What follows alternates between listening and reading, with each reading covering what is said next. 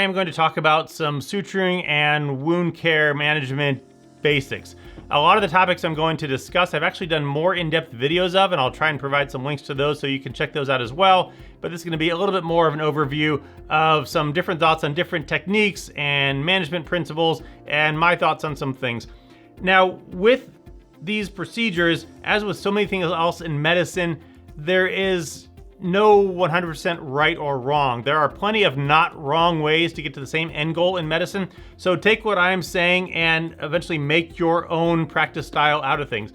There might be times where you might want to use a larger or smaller suture, depending on the patient or the wound, but use what I'm saying as kind of a general guideline.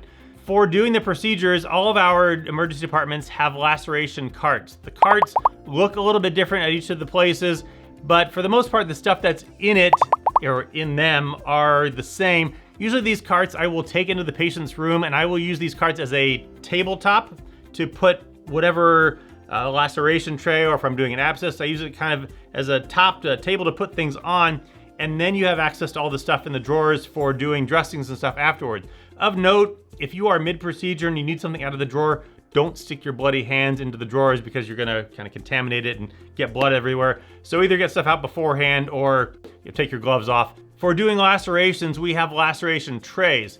And I'll put these laceration trays on the cart, and these trays are sterile. And you open the trays, they're sterile, and then you're gonna put some sterile suture into it. And, excuse me. I'm sorry to interrupt. Sorry. I just wanted to interject something, is that okay? Yeah, have at it. All right, appreciate that. I heard him talking about the sterile trays and the gloves, and the question that arises from that is that when you're doing procedures like lacerations and abscesses, do you need to do them as a sterile procedure?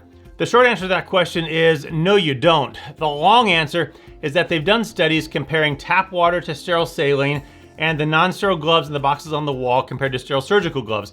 And what they found was that the infection rates in the non-sterile group are not any worse than the infection rates in the sterile group. Interesting. And I know, that's interesting. Yeah, I didn't know that. I thought that too. These procedures, they are already kind of by definition not sterile. These lacerations are not occurring in a sterile environment. Some of them really not sterile. Like True. You get the dirty chainsaw that cuts your leg, that's a dirty wound. And with abscesses, you're already kind of sticking your hand down in the gutter. It's already infected. These are not wounds that were done in the OR after a betadine prep with your sterile scalpel and your sterile gloves. These are dirty wounds. So you don't have to necessarily do them as a sterile procedure. Now, that said, some people like myself, the sterile surgical gloves, I find that you get better dexterity with them. So for lacerations, I use them. They're also longer, so they maybe go up over your watch. And on the tap water versus sterile saline, this is a little bit of the art of medicine versus the science. If I'm out in a hallway getting stuff out for a procedure, which is where I usually do this, and I'm near a sink, pretty much every time I'm going to use tap water. However, patients, when they come to the hospital, they want the show, depending on the patient. And that show and fancy stuff, which is what they're expecting, does not include water from the sink. So if I'm in the room with the patient, I will often get that bottle of sterile saline and I will pour that onto the tray and use that as opposed to the tap water, again, depending on the patient. But point being, you don't have to do these as sterile procedures if you don't want. I think some of the stuff is nicer, and if you're in the room with the patient, just kind of consider your audience. So that, again, I apologize for interjecting. No, it's okay. I will let you get back. You like my hat? Yeah, cool hat. Anyway, listen to him, smart guy, and I'm gonna get out of here, and he knows I'm gonna go. Catch you later. I appreciate it, yeah. Appreciate him stopping by, and I agree with what he says. He seems like a smart dude. You can do these things as a sterile procedure, or you cannot, depending, and it just really, or somewhere in the middle. It kind of depends on the situation and the patient and the wound and all sorts of things like that. So appreciate that and kind of take that into consideration. Now, back to where we were before that, the laceration trays that we have, for me, I will take them, I will open them, I'll put them on the cart, and I'm kind of a neat person, so I get rid of everything that I don't need. I get rid of the wrapper, I take the 4x4s, I sit them down, everything. I don't put a bunch of trash on the tray because especially if there's gonna be sharp things on the tray, maybe a needle with a syringe and the sharp stuff from the sutures, and I want to know where that is on the tray so I don't stick myself, so I get that all out of the way. And I think this also goes back to, it just makes you look a little bit more like you know what you're doing if you have kind of a clean field.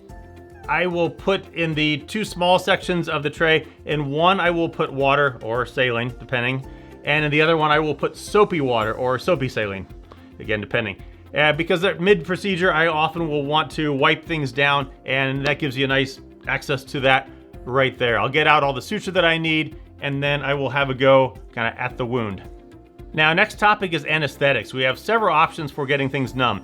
One of them that we use frequently on kids is LET gel. LET is lidocaine, epinephrine, and tetracaine. It comes as either a gel or an ointment. We've had both, and typically you get the syringe, you squirt it onto a 2x2 or a cotton ball, and then you put that on the patient, again, usually the kid's wound, and you tape that on there and you let it sit for about a half hour. I will often do this in front of the kid. That way they can see that this stuff is nothing scary. And I put it on, I think it helps build trust with the kid. You say, hey, this is not gonna hurt, it's a little bit cold. You put it on, you leave that on for about a half hour. The skin will blanch around that because of the epinephrine. And sometimes you can get away with no additional anesthetics. I've had kids sleep through it after putting it on there. I always bring in a little extra lidocaine in a syringe just in case, but you don't always need it. We also have Topex spray. Topex is a topical anesthetic. It comes with a little straw, and this works great for dental blocks. You use it for intraoral, you spray it back in there. It's 1 metered spray, and it numbs the intraoral mucosa so they don't feel the needle. Don't put it in a wound, I discovered, because that is really painful. I discovered the one day, but works great for topical stuff in the mouth, and it's wild cherry flavored. And then we have all the injectable options, lidocaine and bupivacaine, both with and without epinephrine, both 1 and 2% and 0.25 and 0.5%. Is there a difference using 1 versus 2% or 0.25 versus 0.5%? The anesthetic effects, I can't find anything that says they're any different. The only time it would maybe be a concern is if you're going to use so much that you might be getting the maximum dosage. So use the smaller concentration if you have a choice. We don't always have all the anesthetics, but they're both gonna be effectively the same. For me, personal preference, I don't like plain lidocaine. Your mileage may vary. Several people like this, but for that you get 1 hour out of it, and you don't get any of the benefits of the epinephrine with bleeding control. There is the thought that you shouldn't use epinephrine in fingers, nose, penis, and toes. That is actually for the most part bogus without going into all the details.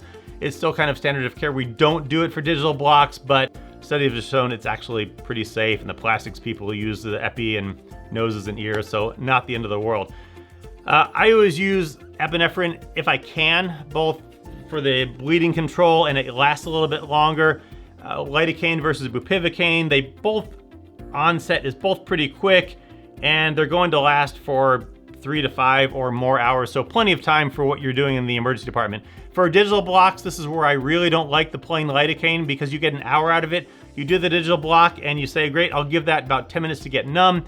And sometimes you get back in 10 minutes because it's not busy, but sometimes you get sidetracked with a bunch of patients and you get back in an hour, and you're now an hour into your digital block and you gotta go get a real drug, the bupivacaine. So I don't like plain lidocaine for digital blocks. And also, side note, if a patient has a chopped off finger, don't keep giving them a bunch of Dilaudid, just block their finger, and that'll take care of all their pain till almost tomorrow. We get patients from outside hospitals that have had that, just block their finger, and that will take care of it.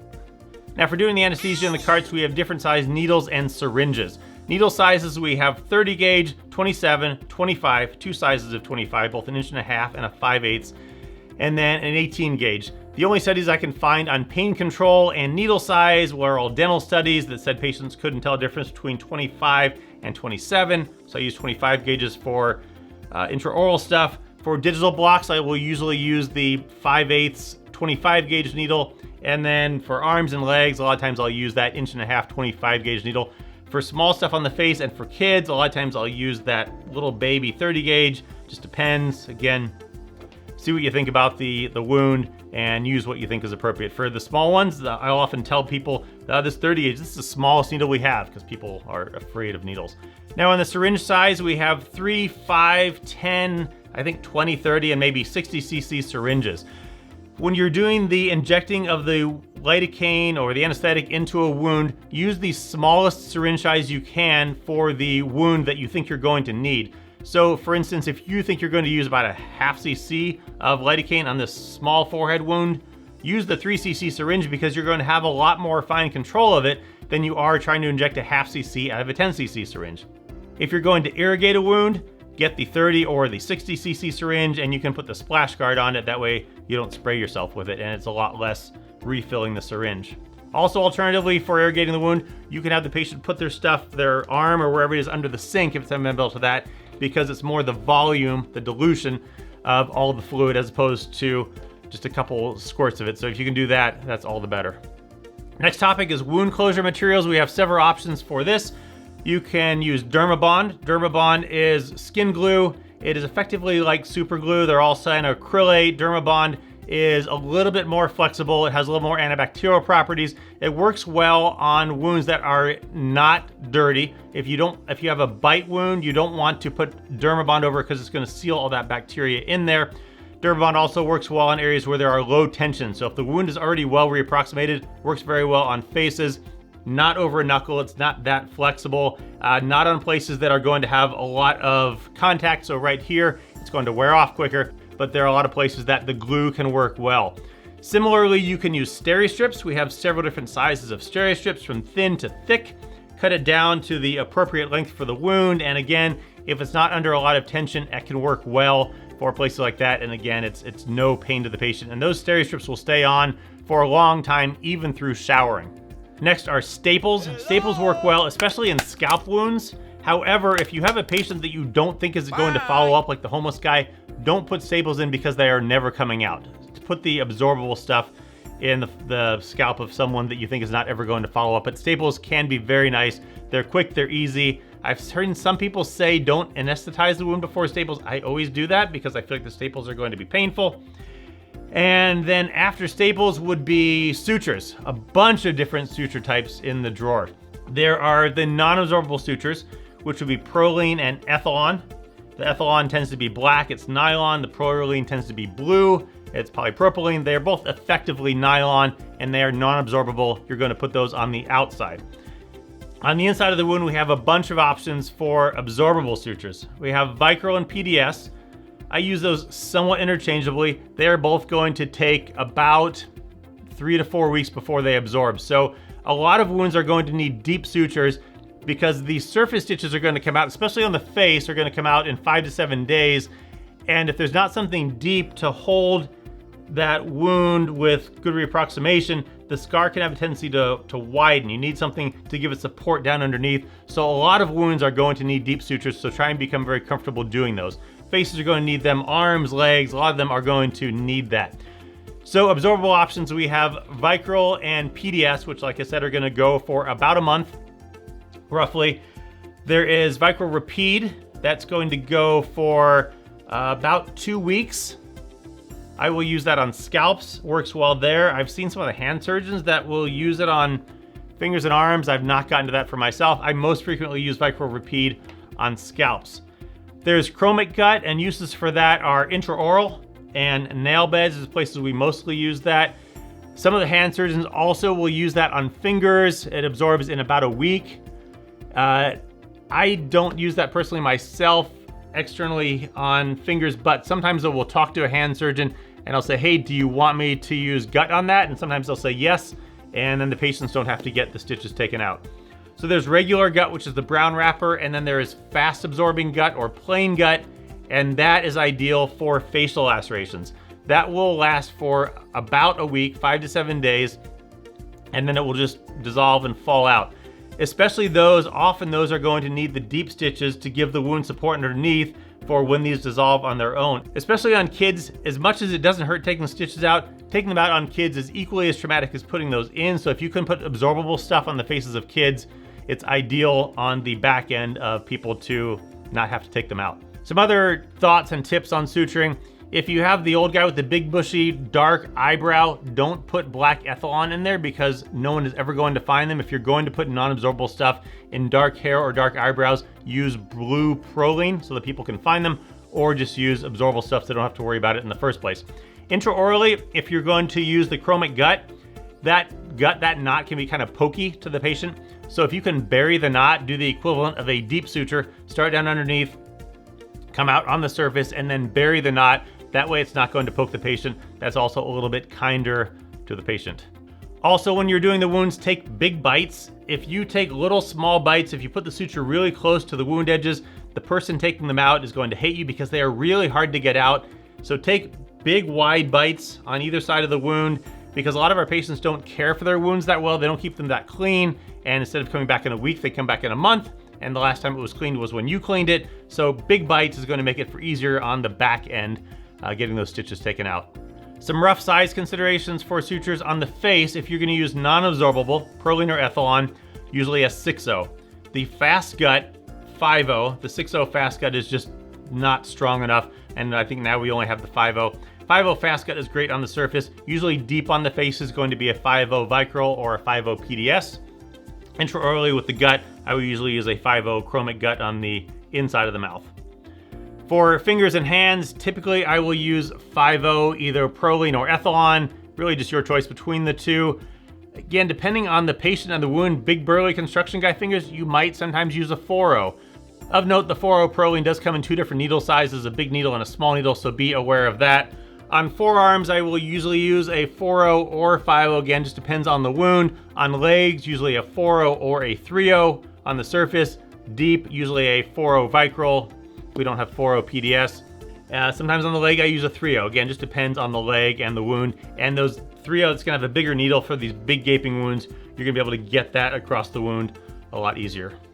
Rough suture removal times on the face, 5 to 7 days. I've started erring a little bit longer, going towards 7 days, because I've seen people come back to get their stitches out at 5 and the wound is not quite ready yet. This is especially where it's helpful to have those deep stitches to give the wound support as it's healing. So 5 to 7 days on the face, 7 to 10 days on the arm and the hand, and 10 to 14 days on the leg. Again, I often will err on the longer side. As far as wound care at home, to tell the patients, clean and dry for about a day. Soap and water is fine for cleaning it. Some Neosporin or Bacitracin is good for helping keep it moist and clean. Vaseline actually works just as well. A lot of times if we have that tube of the Bacitracin, I send that home with them, a little gift with purchase. But otherwise they can use some of that at home, and then just soap and water. Maybe keep it clean for a couple days. Keep an eye on it for any signs of infection. They need to come back, certainly if it's getting infected. And then lastly, some finger specific stuff. Hands are very much their own little subculture, so become very familiar with hands and talking to the hand surgeons. If you're doing a finger injury, we have tourniquets. Tourniquets are little rubber tourniquets. You can put them on there. They have the green and the red ones. The green is the most common size. The red ones are smaller. Put that on there. Leave that little tag on there. That way it will help you pull it off and you won't forget that it's on there. And that will help cut down on the bleeding so you can see what you're doing. Make sure you take that off afterwards. And then as far as putting dressings on wounds for fingers, we have tube gauze. Typically I will put some Bacitracin on the wound, put a 2x2 around it, and then I'll put the tube gauze on there. And that acts as both a nice bit of compression for the wound and just a light splint depending on the wound to just kind of encourage the patients to not maybe move their finger. If you are going to put them in an aluminum finger splint, you can put the tube gauze on there and then put the splint on top of that. If you're going to use Coban on a finger, be careful not to put it on too tight because the Coban can kind of cinch down. So put it on just tight enough.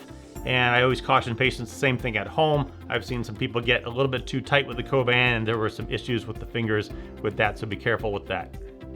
So there's some basic thoughts on wound care and wound management and suturing. Appreciate it, and check out some of those other videos.